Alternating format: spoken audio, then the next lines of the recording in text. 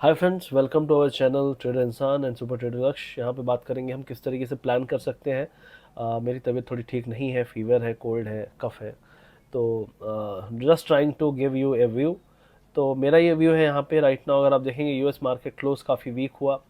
Closing में मैंने यही कहा था, जो लास्ट का कैंडल है वो कुछ तो गड़बड़ है उसमें, और बहुत बड़ा ट्रिक है, क्योंकि जो डेटा आया शाम को एफआईआई का, उस डेटा में भी यही दिखा रहा था कि रिटेलर को बुलिश बना दिया। जो बाउंस आया था बहुत शार्प, उस बाउंस में सारे रिटेलर बुलिश हो गए, और उसके बाद जो फॉल आया उसमें एफआईआईज और प्रोज जो प्रॉप डेस्क है वो दोनों शॉर्ट गए हैं। तो इसका मतलब हुआ कि ये बाउंस करा के पूरा ट्रैप किया गया है। अब जब भी ऐसा कोई ट्रैप होता है जो इतना शार्प, इतना बड़ा होता है, मतलब आई थिंक 45 मिनट्स में 300 पॉइंट से ज़्यादा, 350 पॉइंट फॉल बड़ी बात होती है। तो मुझे लगता है यहाँ पे और कंटिन्यूएशन ऑफ फॉल हो सकता है। बैंक निफ्टी वीक रह सकता है, आईटी इतना ज़्यादा वीक शायद ना रहे। सबसे इंपॉर्टेंट चीज़ यहाँ पे ये है जो बदली है, वो ये है कि क्रूड ऑयल जो है वो 5.5% ऊपर गया है, ऑलमोस्ट 6%। गोल्ड ऊपर गया है। तो ये वॉर का जो सिनेरियो है ये थोड़ा सा अब प्ले आउट होना शुरू हुआ है। मुझे लगता है गोल्ड का भी ये ब्रेकआउट है, और यहाँ से 1980 और 2020 तक के लेवल भी आ सकते हैं गोल्ड में। डॉलर की बात कर रहा हूँ, सिल्वर भी ब्रेकआउट है, 22.9 यहाँ पे लेवल है। ये भी 24.5 तक इसमें जगह है, यहाँ तक जा सकता है। इंडाइसेस में बात करेंगे तो डॉलर सबसे इंपॉर्टेंट है, ग्लोबल फैक्टर जो बहुत ज़्यादा तेज़ी से ऊपर गया है। गिरा था, उसके बाद फिर से शार्प बाउंस आया, और रुपी भी वीक है, बॉन्ड यील्ड्स कुछ खास ज़्यादा नहीं कर रही है। तो नैस्डैक डाउन था, डाउ डाउन था, और एसएनपी भी डाउन था। तो सभी कुछ ऑलमोस्ट 1.2 1.3% तक डाउन था। और जो यूरोप है वो बहुत भयंकर बुरी तरह से गिरा है। मोस्टली डॉलर का इम्पैक्ट है और क्रूड ऑयल का इम्पैक्ट है। ठंडियाँ आ रही हैं तो डेफिनेटली वहाँ पे इन्फ्लेशन का खतरा रहता है, फ्यूल इन्फ्लेशन बहुत ज़्यादा हो सकती है। अब अगर हम निफ्टी बैंक निफ्टी की बात करें तो सबसे पहले यहाँ बैंक निफ्टी मैं लूँगा। इसने एग्जैक्टली 21 ईएमए जाके वहाँ से रिवर्सल मारा, और क्लोजिंग काफ़ी वीक हुई, ऑलमोस्ट लो पॉइंट पे हुई। एडजस्ट होकर आपको प्राइस थोड़ा ऊपर दिखा, लेकिन क्लोजिंग जो थी लास्ट टिक वो एकदम लोवेस्ट पॉइंट के पास थी। ये दिखाता है कि पूरे के पूरे वहाँ पे बियर्स जो है डोमिनेट करके गए हैं, और बुल्स सारे के सारे फंस गए हैं, क्योंकि एक शार्प बाउंस आया था।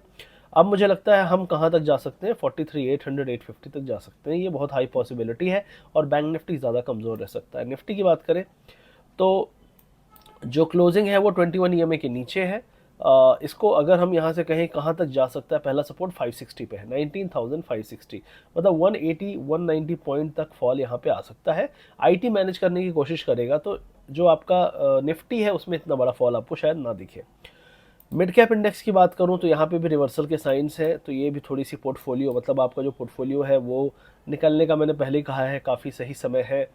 मार्केट इतना समय नॉर्मली नहीं देता, और यहाँ से जो ये कंसोलिडेशन है इसका जो शेप है वो बहुत सही नहीं लग रहा है, क्योंकि यहाँ से अगर फॉल शुरू हुआ तो हम बहुत नीचे ऑलमोस्ट 38,000 तक जा सकते हैं मिड कैप इंडेक्स में, which is close to 7 to 8% down side, जहाँ पे स्ट्रॉन्ग सपोर्ट आएंगे।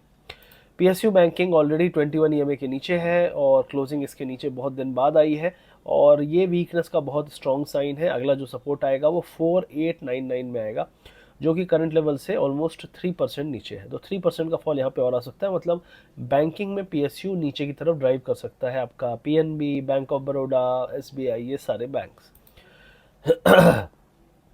उसके अलावा रिलायंस बचाने की कोशिश कर सकता है, मार्केट को ऑलरेडी काफ़ी पिट चुका है। 200 डे मूविंग एवरेज और 21 के बीच में है। 21 है 2362, उसके ऊपर निकलने पे बुलिश है।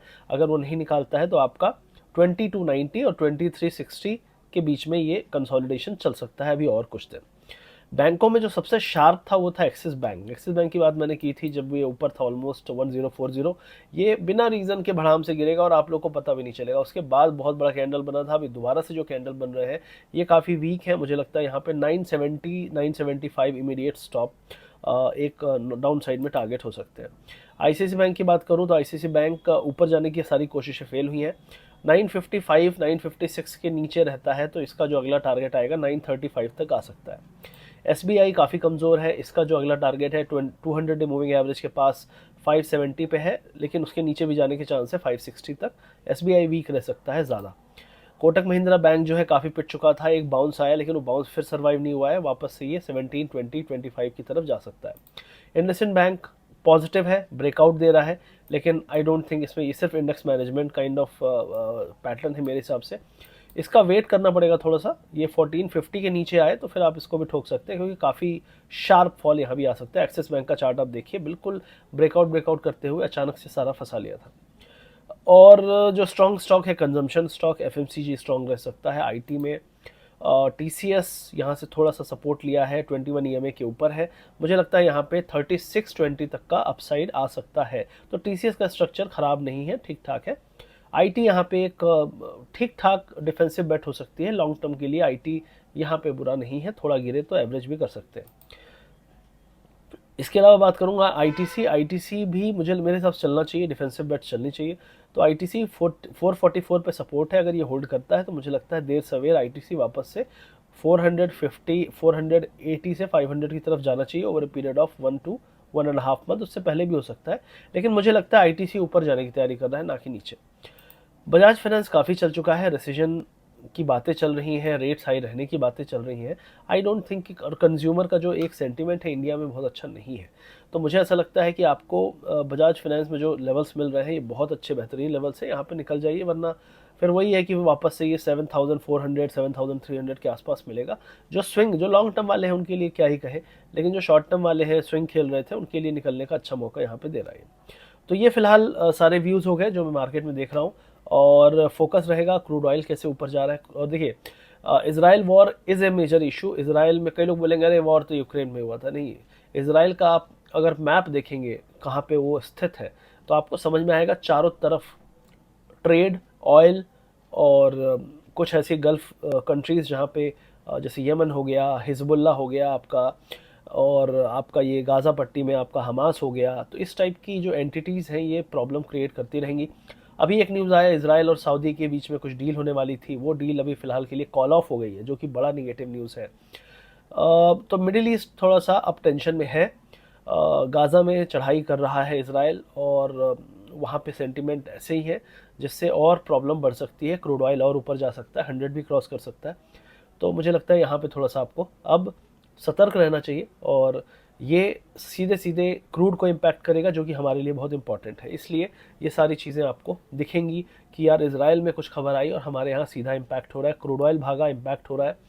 गोल्ड ऊपर गया, सिल्वर ऊपर गए, सीधा सीधा इम्पैक्ट है, सेफ हेवन बाइंग है। जब दुनिया में टेंशन होती है तो डॉलर ऊपर जाता है, गोल्ड और सिल्वर ऊपर जाता है। तो ये फिलहाल मेरा व्यू है। वीडियो अच्छा लगे तो लाइक शेयर सब्सक्राइब, मिलते हैं बहुत जल्दी। Thank you very much. और दूसरी चीज़ है, अगर आपको सीखना है, समझना है, तो वीडियो के पिन कमेंट में हमारा लिंक है, STL सुपर ट्रेडर प्रोग्राम है, वहाँ पे आप चेकआउट कर सकते हैं, लिंक दिया है, आप वहाँ पे स्टार्ट कर सकते हैं अपनी लर्निंग। और वहाँ पे कूपन कोड, डिस्काउंट कोड भी दिया रहेगा, तो चेक कर लीजिएगा। Thank you very much, see you soon.